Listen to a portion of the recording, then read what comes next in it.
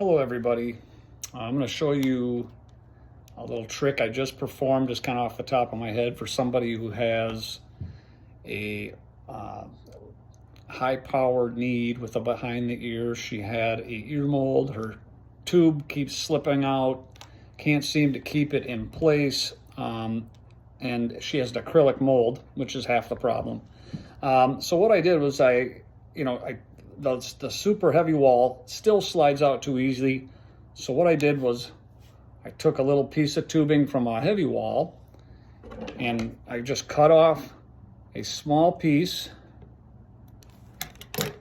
something like that, nice and tiny. You take your tube stretcher. Now before you do that, you're going to want to have a nice long tail here to be able to slip that through that extra piece, because obviously it's going to be tight. So I'm going to cut this down pretty far. All right, so I've got about half the tube left. I'm going to stick that little piece on the end of the tube stretcher.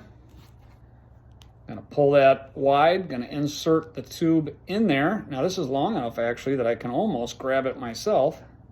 I had to have the assistance of someone else last time. Now you see I can slide that extra tubing over the other tube to about there. I want to give myself a little bit of play because I want that to go inside the ear mold. And so I need to pinch that down with my finger so it doesn't come off when I remove the tool.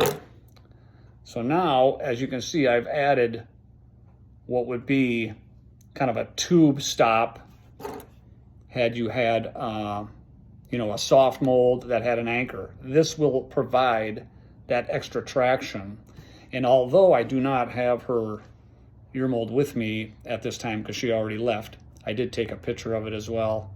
That will then insert into the ear mold. You pull it through. Obviously you want to assist this in a little bit so it can get into the hole properly, and then just cinch that down. It should float somewhere in the middle of the ear mold, and then you've got yourself a nice tight lock. Thanks.